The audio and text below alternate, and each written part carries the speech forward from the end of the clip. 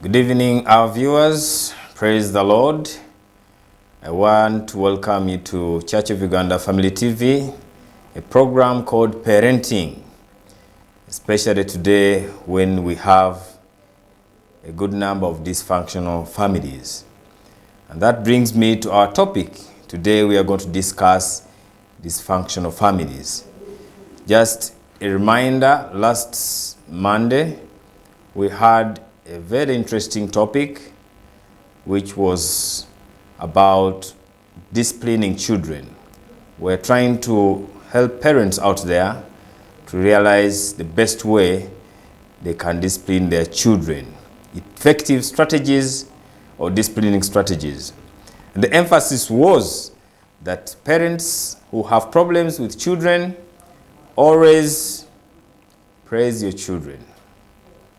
Whenever they do good, praise them. That is one way to draw them from being disobedient and turning out to be obedient children. Today I have guests that are going to discuss dysfunctional families with us. And in the house I have Alice on my left and Florence on my right here. And I want to give them a moment of introduction, but for now I'm Reverend Asaph Kawuma Mabiriizi, the host. I work with Mukono Diocese as assistant vicar at St. Dunstan's Church and also chaplain at Seroma Christian High School. I want to welcome Alice. May you please greet our viewers this evening. Thank you so much, Chaplain. I'm Alice Neumbe. I work with a Christian organization, and during my free time, I do ministry, and I like doing ministry to specific groups of people, especially the young, and I still break it down, children, youth, and teens, and I pray and also work with their stakeholders. It's a great joy to see that we minister to people and give them a holistic approach to life. Thank you so much, Alice.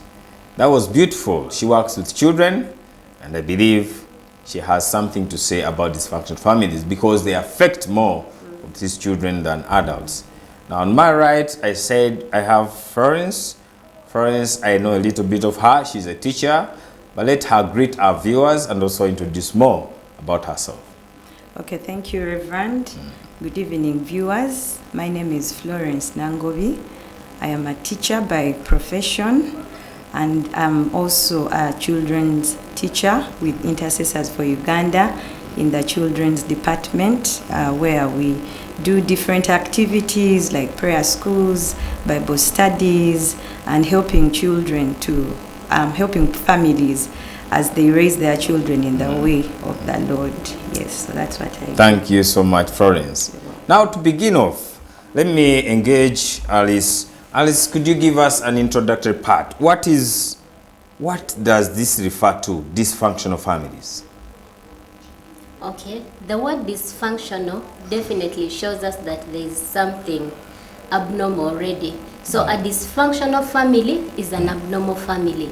And when we think about an abnormal family, we are talking of a family which is not happy, a family that is struggling, a family where father and mother are not in good terms. Yes. And in these families, there is usually neglect. Children are neglected or they are not given their basic needs. So that is all about the bit of a dysfunctional families.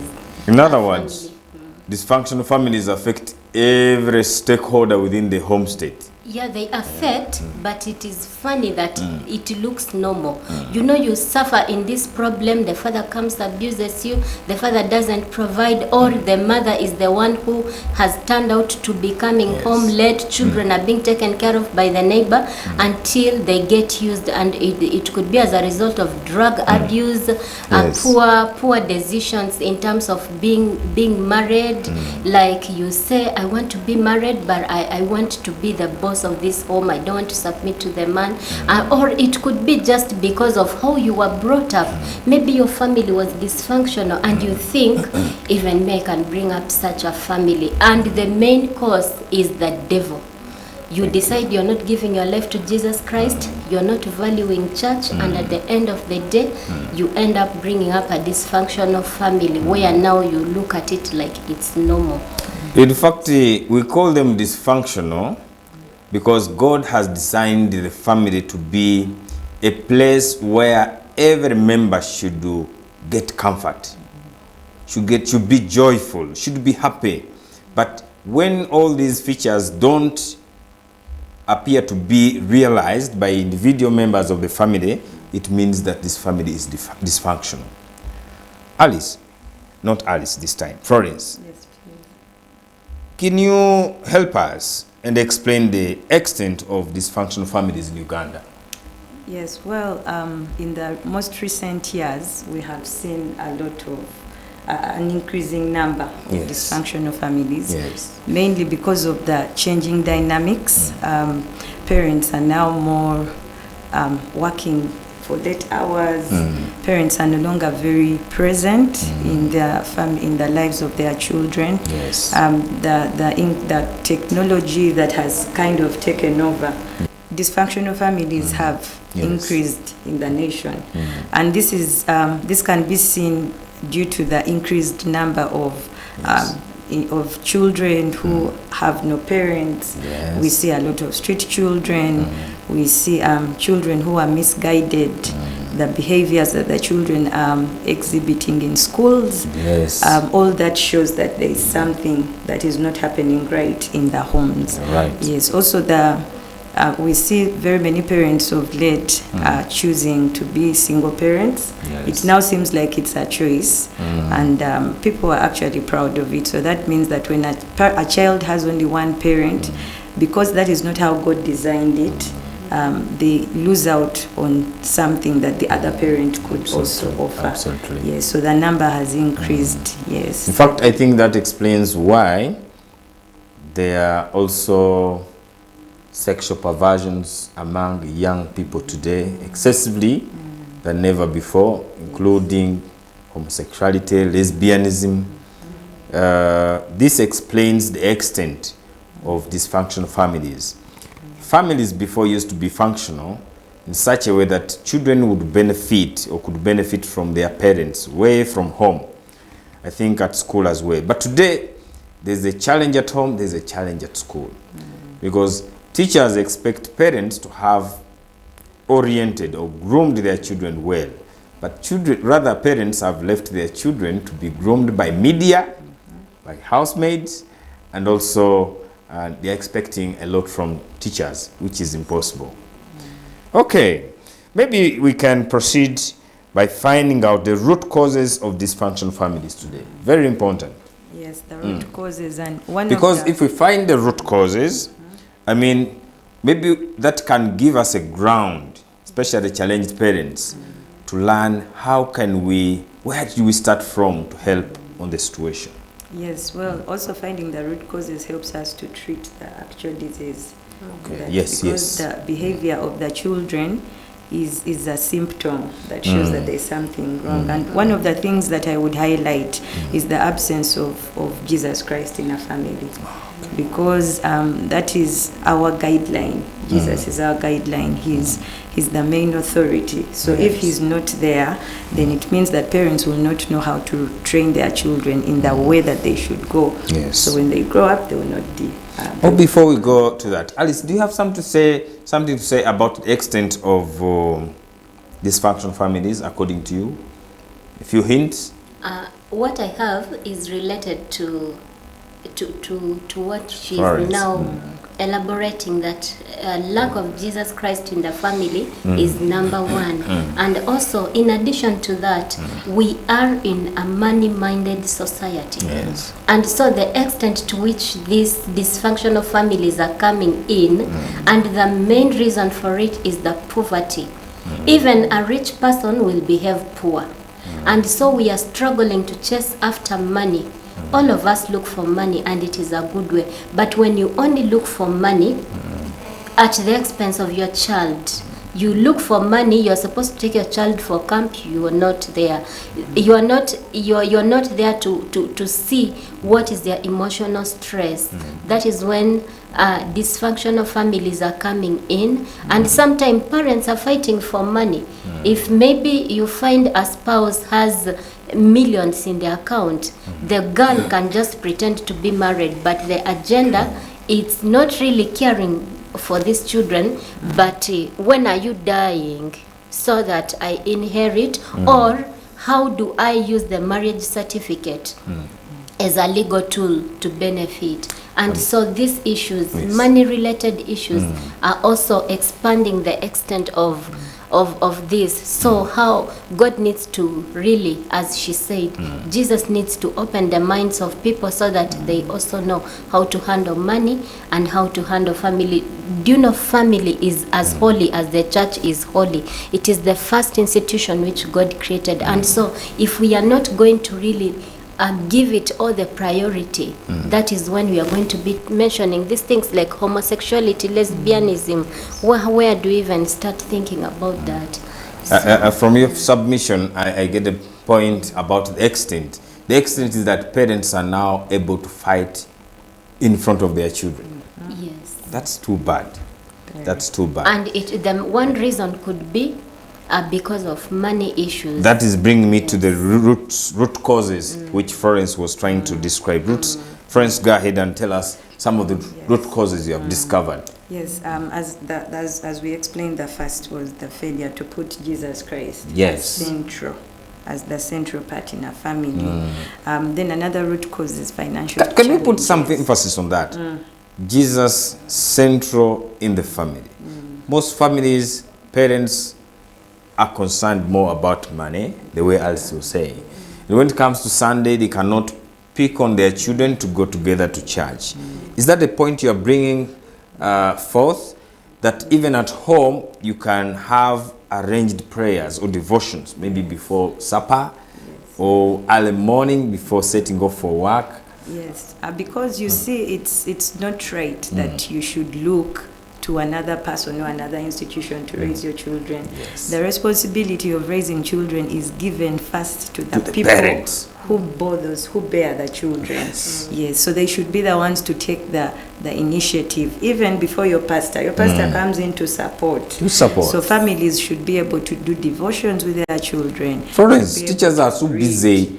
Teachers are too busy that they don't have time, rather not teachers, but parents. Too busy that they have time. Now their trust is in you, the teachers.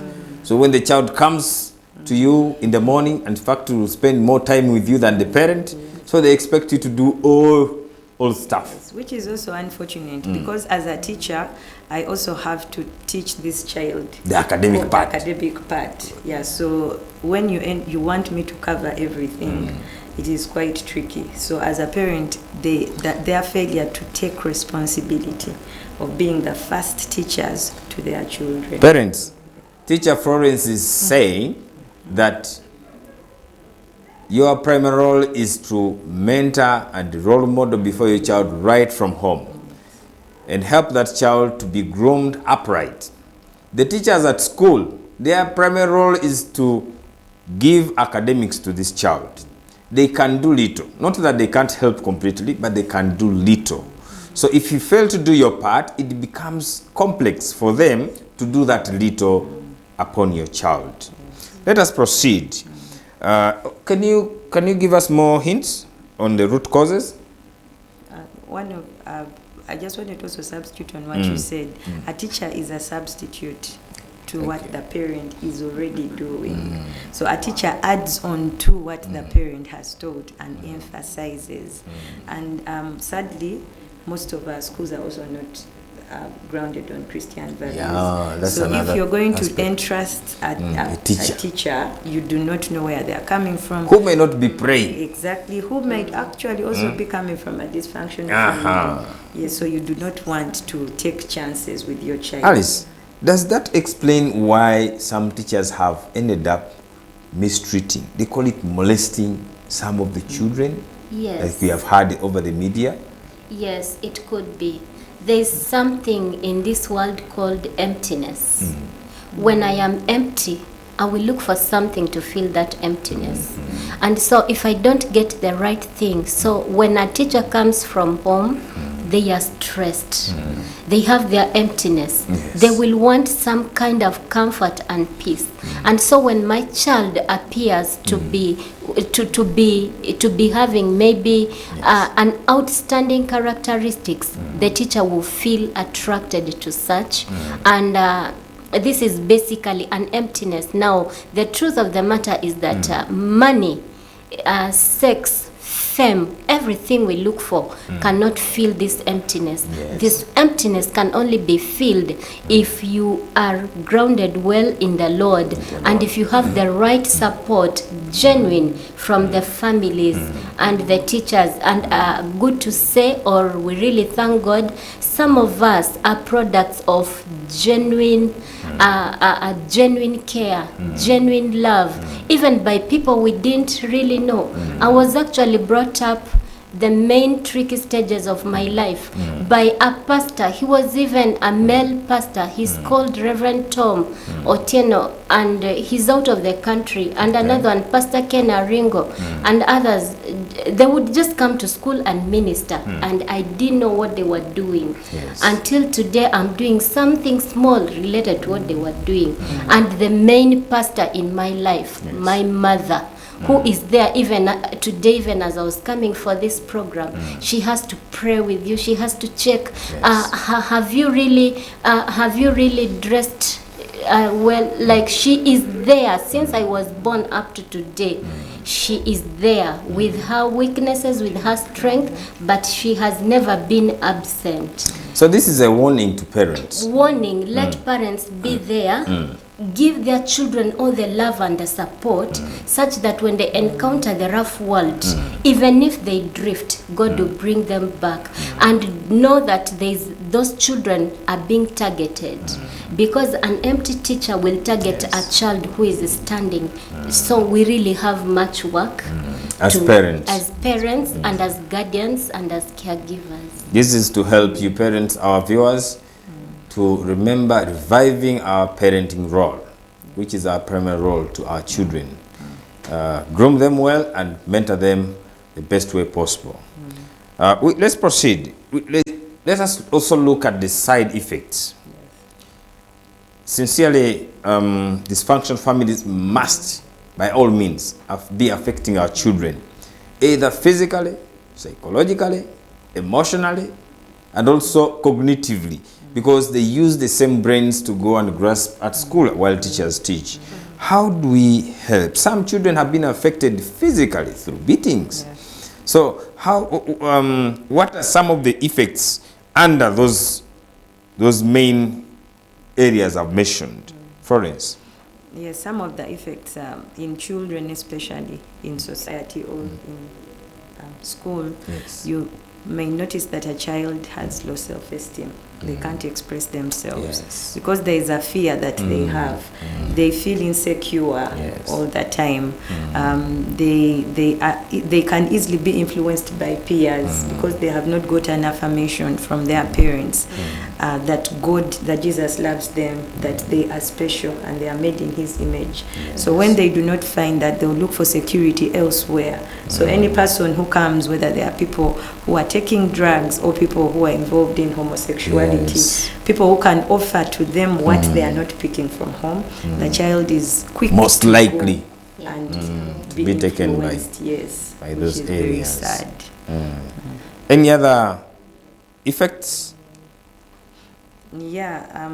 Also to add on, you see that the effect of a dysfunctional family will affect that society. Yes. Because if these children are not getting, most dysfunctional families, the children are not getting basic needs. Yes. So it means that this child can actually get into habits like stealing. So that's the love you talked about, by the way. Yes. Usually when children are not loved enough, they will try to find this love elsewhere. Yes. I have an experience where a girl went into the bar. I was standing for gay presence at UCU. And the boy came from the bar and was sharing his experience. This girl must have been desperate, wanted to learn smoking. They gave her the smoke and she coughed badly. But the more she coughed, is the same, the more she asked for it again. Just to feel the vacuum. We called up some gap that we always have emptiness in the child. So parents, you ought to, first of all, love your children and be present in their lives so that you avoid them having or displaying some of these effects. Some other effects I have here, a disrupted sense of trust. Young people from dysfunctional families will barely trust anybody. They will not trust their teachers, neither their friends, you know. Trusting even yourself. The child may not even trust himself on mathematics, on a given subject, on a given mission or work to do. In others and in the world. They'll have difficulty dating when that time comes. And forming healthy relationships. Increased risk of alcohol, drug abuse. Florence has talked about that. Increased risk of psychiatric disorders, such as anxiety, panic, and depression. I'm a chaplain, but these things are visible among the children today. You find a child panicking over nothing, anxiety over nothing, over a few things, and depression as mainly. And lastly, we want to discuss what should parents do? What should parents do? Alice, I know you take care of some children. And maybe from that point of view, as a parent in that category, you must have experienced some of these problems among our children. Yes, I Not have. that, dysfunction is wide. You may be taking care of people who are products of dysfunctional families, But what should we do? I want remarks from each of you, maybe probably from Alice, who has not been speaking before. Basically, dysfunctional families, the main thing we can do is to pray to God.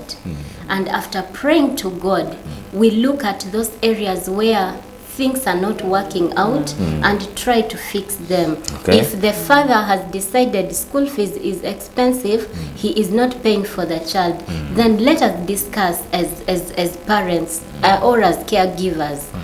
Let us shift children to a cheaper school, but where we can provide instead of giving up altogether.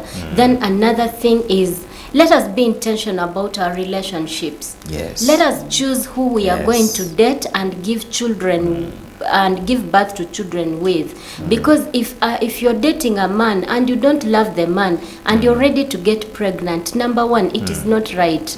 Just avoid it altogether. Stay single until the day you're ready to get married to a particular man, and you take care of children together. Does that explain patience? It explains And on both patience, sides, girls and boys. Girls and boys, and it also explains, let us learn to be responsible. Let us learn it. Know that the life of people should not perish in our hands. We are to create life and let people live as God made it. I bring up children. Some are my relatives, some are not my relatives. But some of the problems these children have gone through is because their parents, it wasn't where the child is an orphan, it is not their choice. But you might find even where one parent is alive, even that parent who is alive is neglecting. And so you are forced to be a parent 100% to more than 3 children who are not your biological. It is a blessing, but I thank God. One is in senior 5, one is in P4, and others are all over, and they are happy, they are doing well. I have more children, by the way. Could bring you one more. And maybe after these ones have gone to university. I have a vulnerable girl. S2, the fathers refuse to pay school fees for this girl. So I'm planning to also start giving. Florence, think about it. Now, as we conclude, Florence, there are a few things maybe because of time we didn't talk about. Alcoholism is one of the root causes. Many men go to drink and they come home disturbed by the alcohol and they become so dysfunctional, causing everything dysfunctional, in the home setting. And then also people who commit adultery. In fact, that is another main area. I don't know, women also today, by the way, are starting to become adulterers. Women, especially young women, I don't know. Florence, your age? Not me. Not your age. People of your age, not those young girls of today, they call them what? People on trains and so forth. They have someone taking them for alcohol, someone taking them abroad, someone to cater for this money, clubbing and so forth. I have this information, by the way. And I don't think all these hotels all over Kampala accommodate tourists. People are sinning. And this is the reason why most families are breaking. But parents don't know that it hurts and pains their children. I think yesterday I was talking to a girl who doesn't know the mother. And has always asked the father, who is my mother? I want to see my mother. Father is not bothered. He's not telling the child the truth. And parents have become selfish. I want to echo a message to parents. Let us not be selfish. Let us not become self-centered and think about ourselves only, but our concern. And this is a God concern to which we shall give accountability. Are the children God has blessed us with. This program is to help you parents put things right. So, godly families, establish godly families. Every Sunday, go with your family to the church. Go with your children. Plan, be intentional, like Ali said. Strategize for your homes. Organize family business meetings, engaging your children as well. We once talked about family business meetings here. Visit counselors. Where things are seeming to be not working out, visit a counselor, a professional counselor. Acknowledge none of us is perfect. And by the way, the mandate of believers, Christians, this is what you pick from the church. But our mandate is concern for one another. As a father, are you concerned about your wife or your children? As a wife, are you concerned about your husband? The welfare of your children, the entire family? Children, before you go to sin and go by the trends of this life, pornography and all these new things of what, bisasiro. They call it what? Homosexuality and lesbianism. Before you go that far, think about your parents. The parents who bore you, who brought you in this world, and they're expecting so much from you. And parents, I warn you, if you don't do your part, trust me, you grow up an age and these children will not care about you. Want to thank you so much, our listeners. Let me have the closing remarks from our guests today, starting from Florence. Briefly. Yes, so briefly, my closing remark is to someone out there, yes. A child or to a parent who is going through a situation of a dysfunctional family. Yes. Just to give them hope that in Christ Jesus there is hope. Wow. In the Bible, we see that Joseph actually came from such a dysfunctional family. But we see that God raises him because he chose to trust in God. Oh, Florence, that's so beautiful. That is an encouraging message. You may be part of a dysfunctional family. Read about Joseph. Because he was godly, God was by his side. Throughout, he came from the pit to the palace. This Easter Carol, Seroma Scripture Union is going to stage that play. Alice, your closing remarks. I would encourage us to know that family is a gift from God. Let us pray, let us do our best to make sure that we don't have dysfunctional families. And if you're listening to us and you are coming from a dysfunctional family, just know, stop having self-pity, stop making things work, become hard, just work, do your level best, pray. You will end up being the best parent, the best counselor ever, and you will achieve your dreams, and you will shine, and you will make the world a better place. Thank you so much. Thank you so much. Next time we come, I might get time to share with you why many families, not really family, couples are not functioning well. A research about indulgence, early indulgence before marriage, outside the context of God. I already tell you. Thank you so much, our viewers. Enjoy your evening. Wish you a happy week. God bless you so much.